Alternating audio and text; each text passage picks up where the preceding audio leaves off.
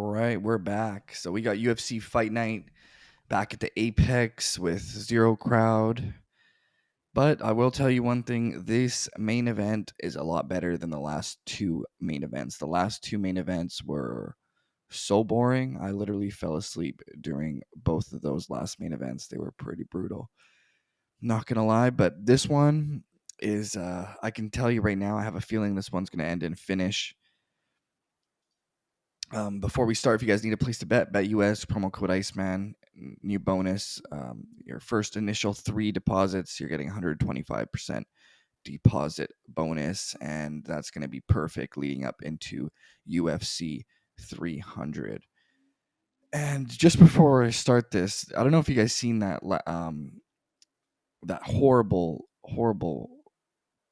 controversy situation with Chris Weidman and Bruno Silva. So Chris Weidman literally poked Bruno Silva, I think 4 times. It was a total of 4 times, and somehow he still gets the win. The fight, in my opinion, should have been a no contest or even a DQ. I mean, after the first eye poke, that's a warning. Second eye poke, that should be a point deduction. 3 and 4, that should be DQ or no contest, especially in the situation where the guy, the ref actually stops the fight. And then first they call it they called it a KO or TKO, and then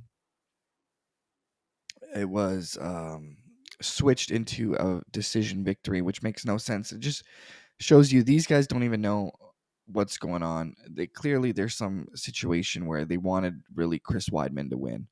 In my opinion, that's how it looks. It looked a little rigged to me. Just with the whole judging, not like from a gambling perspective, but from a perspective of the UFC just wanting Chris Weidman to win, everyone just wanting because in my opinion, it should have been an easily no contest. That was an easy call. You can see in the replay, he literally poked him twice, and then when they go to review it, they still give Chris the victory, which is very weird. I thought that would have been a no brainer, where it would have been a no contest, but clearly, there's someone pulling the strings behind. I don't know who that person may be. Maybe it's Dana, maybe it's the commission, or I don't know. I literally have no clue, but that would have been a no brainer, bro. So I see there's something going behind the scenes that I don't know about, or we don't know about, because that was ridiculous. But this weekend, Brendan Allen taking on Chris Curtis in the rematch. Brendan Allen is on a very sick win streak. He has been absolutely looking great, man. His jiu-jitsu is absolutely phenomenal. Phenomenal. And check this out here. So his last loss in 2021, he was finished by no other than Chris Curtis. And now Chris Curtis knocked him out, finished him with, some knees and punches, and now he's underdog going into this one. That's how good Brendan Allen has been looking as of late. Absolutely outstanding. And so he was actually originally scheduled to fight Marvin Vettori, and now Chris Curtis has stepped in for Marvin Vettori because of injury. So let's see, Chris Curtis, the action man, he won a split decision over Marc-Andre Barral, the Canadian, and he beat Joaquin Buckley. So he's 2-2 in his last 4. Lost to Hermanson, lost to Kelvin Gastelum, which did not age well at all. And now you're taking on Brendan Allen in a rematch, and I'm going all day Brendan Allen. I think he destroys Chris Curtis. I know Chris Curtis has good takedown defense, but I think Brendan Allen is going to take him out. I'm really I really like Brendan Allen, man. Hold on here. Fuck. All right. Yeah, Brendan Allen all day on that one. I think he takes him down and gets the sub.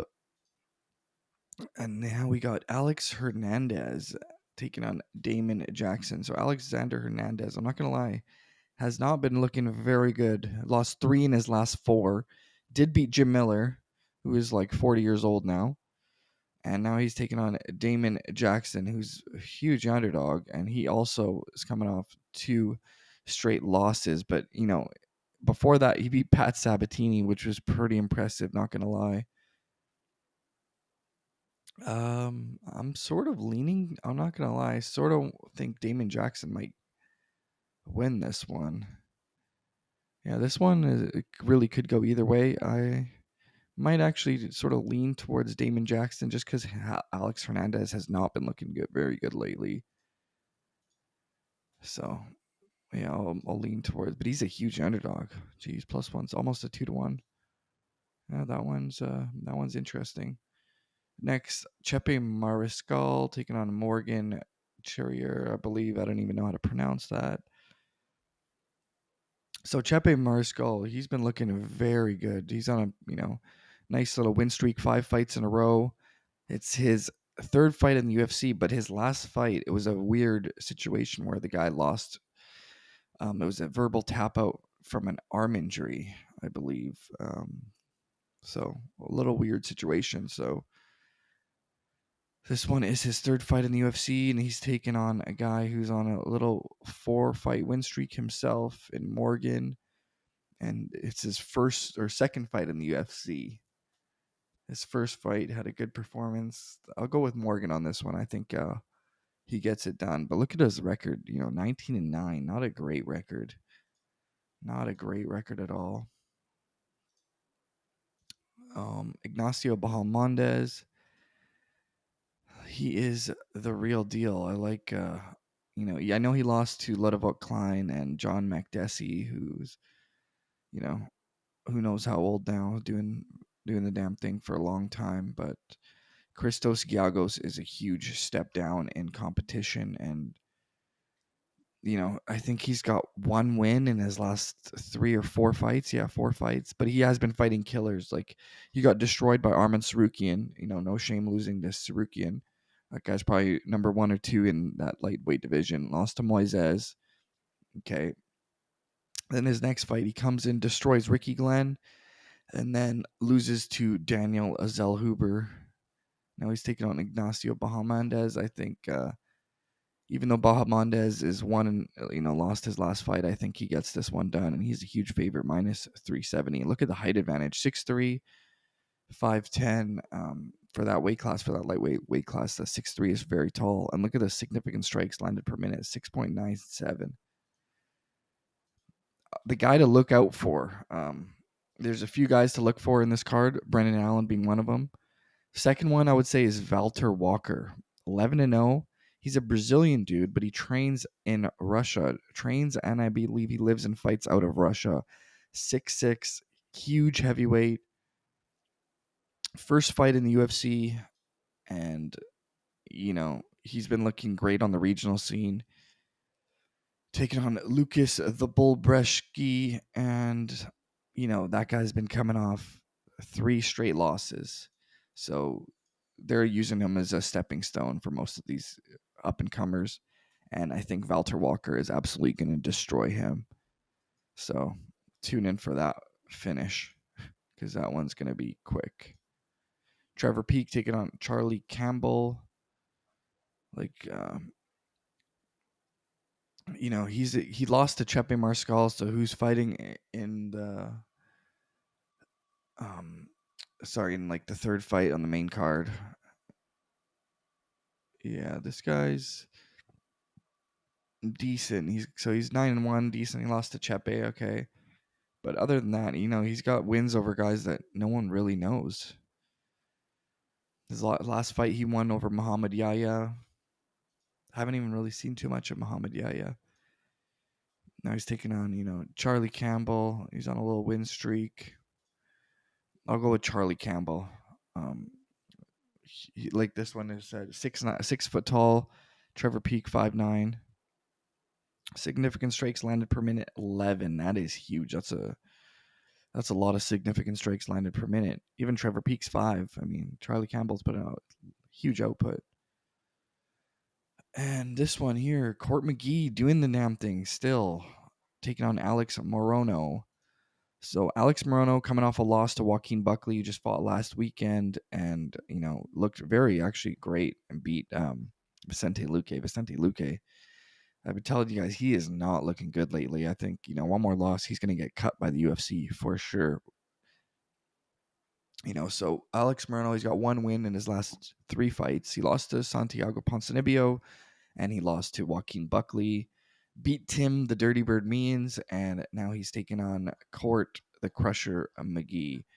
And the Crusher, coming off 2 straight losses. How many? So check this out. In his last 7 fights, he's got 2 wins in his last 7 fights. Not impressive. I know he lost to Sean Brady, lost to Carlos Condit. That was 4 years ago. Last fight was against Matt Brown. Got absolutely destroyed by Matt Brown. And, his last 2 fights, he's been finished in the first round. I think this is a no-brainer for me. I got to go with Alex Morono on that one. Huge favorite as well. Geez, 39 years old. So, yeah, almost 40. Yeah, that's a tough one. Last one I'm going to touch on here is this kid. He probably should be higher up on the card. I don't know why he's not. Jean or Jean, whatever it's pronounced, Matsumoto, Japanese fighter, but he's fighting. He's actually a Brazilian because there's a large Japanese population in Brazil, and he happens to be a Japanese Brazilian who is only 24 years old. He's coached by his father, undefeated, and has been looking extremely impressive. Now, his last fight was on the Contender Series. His only fight really in the organization was on the Contender Series. Took on Casey Tanner, who is also looking very good, undefeated at the time. And Matsumoto dominated him. Won a decision, and now he's taken on Dan, the determined Argueta. And I'm going to go, he lost to Damon Jackson, but, he's got 4 wins in his last 5 fights, so not bad. Last 2 fights, though, are no contest. Had a no contest against Ronnie Lawrence, premature stoppage. And it was a no contest to Miles Johns as well. Now he's taking on Matsumoto. I'm going to go with Matsumoto on this one. I think the undefeated should get it done on this one. And those are your picks for UFC Brendan Allen versus Curtis 2. Why this fight is in the Apex, why they keep doing it in the Apex, very strange to me. They, COVID's over, they can go back to having crowds. I think it's just much easier, and especially like a card like this is a no-brainer. Like these last few cards, if they put these last few cards in anywhere, like no one's really gonna pay to go watch this card. That's the issue, right? So yeah, you can complain, oh, it should be in a arena with a crowd, but who's gonna go pay to watch, Aaron Blanchfield and Manon Furiot or Brendan Allen, Chris Curtis? That's not very. No one's really gonna pay to watch these guys, even though like the hardcores know Brendan Allen. They're like, yeah, this guy's for real. He submitted Muniz, submitted Paul Craig. Like Paul Craig's got wicked jiu-jitsu. For you to go out there and submit a guy like Paul Craig, you're the real deal. And I know he's the real deal, but he doesn't have the name, right? And I don't think he's gonna be selling out arenas anytime soon. So it makes sense from the UFC's perspective why they're put this card in the Apex. But yeah, let's make that money because UFC 300 is coming up, and that's going to be the best card maybe of all time, in my opinion. That could be it's gearing up towards that. And I think if the fights literally live up to it, which I think they will, that's going to be one of the greatest cards ever, in my opinion. Out.